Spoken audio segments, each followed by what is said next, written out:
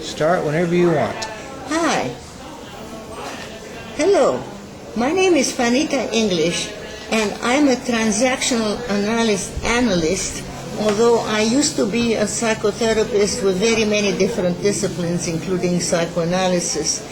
And these last many years, these last 20 years, I have worked primarily as a consultant to people helpers and used primarily techniques of transactional analysis. What is that?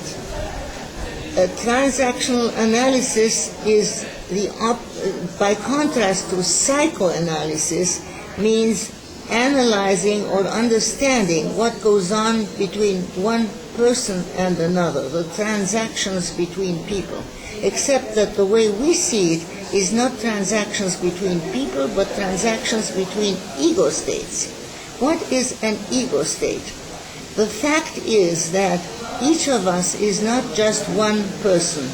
We are at least three different people, and you can understand that very well sometimes when you think, well, what got into me that I said and did this, or vice versa, that was now. Anyway, or vice versa other ways. Anyway, we talk about three ego states, and we call them colloquially child, parent, and adult. Now, I am sometimes in my child, capital C, and that means I think and feel the way I used to think and feel when I was a child. Now, I was many children because I was 8 years old, 7 years old, 3 years old. So actually there are many children within me, and my way of thinking and feeling can be similar to any one of those children that I was in the past. As I grew up, I integrated ideas and thoughts and feelings and standards and expectations from those who took care of me, my parents and the culture around me, my mother, father, policeman at the corner, teachers in school, whatever. So a part of me is called the parent because it corresponds to thoughts and attitudes that fit with this background that I have experienced in the course of growing up. And lastly, the part of me that is the rational part is called the adult.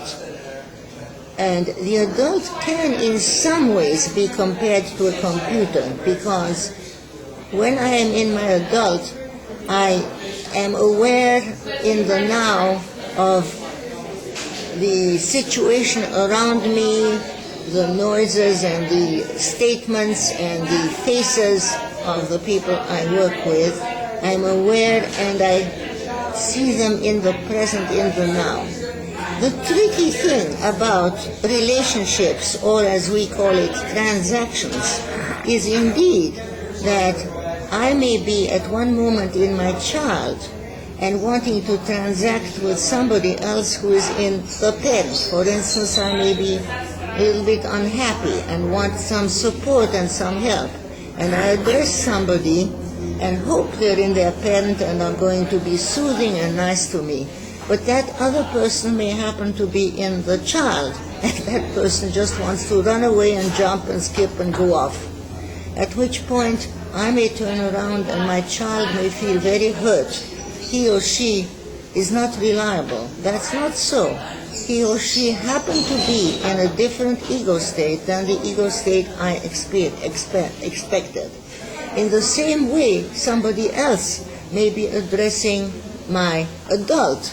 Expect me right now to be very rational, but I am feeling emotional, scared, happy, whatever, and I'm going to respond in a way that the other person will consider totally wrong and inappropriate. So going back to my first statement, transactional analysis, we understand how misunderstandings occur between people, between one person and another, in whatever relationship.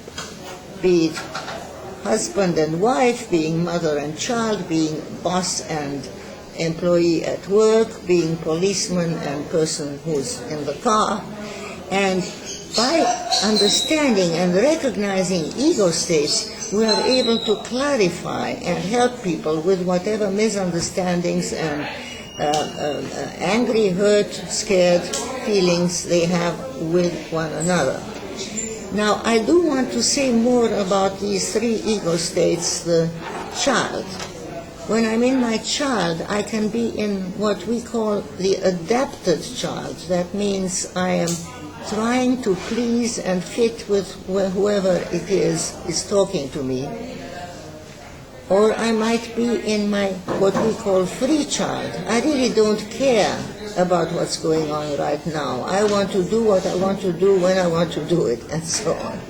And a transactional analyst can identify ego states, and so can you, once you practice and train a little bit, can identify in the here and now, in talking to another person, what ego state the person is. So can distinguish between a child in an adapted ego state and, for instance, and in a free ego state.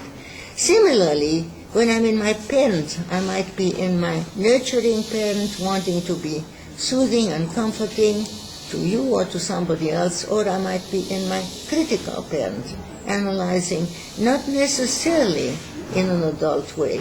Then analyzing and looking and checking and evaluating can be done ideally with the adult, and then there are no hurt feelings, except when the other person expects a different child or something else. And analyzing and critical with the parent can be very hurtful and unpleasant. So to come back to what I do, as a consultant to people helpers, I am aware that therapists who are or people helpers of whatever kind, it can be a massage therapist, or it can be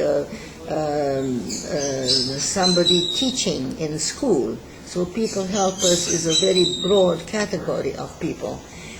Yet all people helpers who work with other people usually work quite well professionally, and then there are little snags sometimes. There's one person or one situation sometimes. Darn it all, why did that work so badly? And then sometimes they reproach themselves too. Why did I become so angry at that poor client who really meant well? Or in reverse, why was that client so irritated and angry at me when I was trying so hard to be helpful or useful or whatever it is? And especially people helpers who are supposed to know the answers very often feel terribly bad when they don't know the answer or experience a particular thing. And then sometimes that has a way of rolling around and getting worse, becoming, oh boy, now the next time I see this person or the next time I'm working with that person, I'm trying to make it better. Well, I may be trying to make it better with my adapted child, but right now that person is still reacting to my critical parent, and we've got, again, something goes wrong, or what we call crossed transactions in transactional analysis.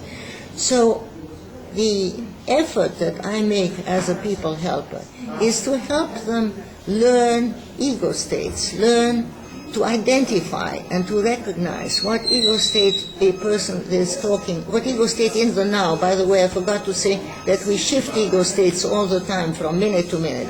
So anyway, you can learn, and it is possible to learn quite easily this, but still have to get a little bit of experience and training to identify the ego state the person is in that you're dealing with, or the several people.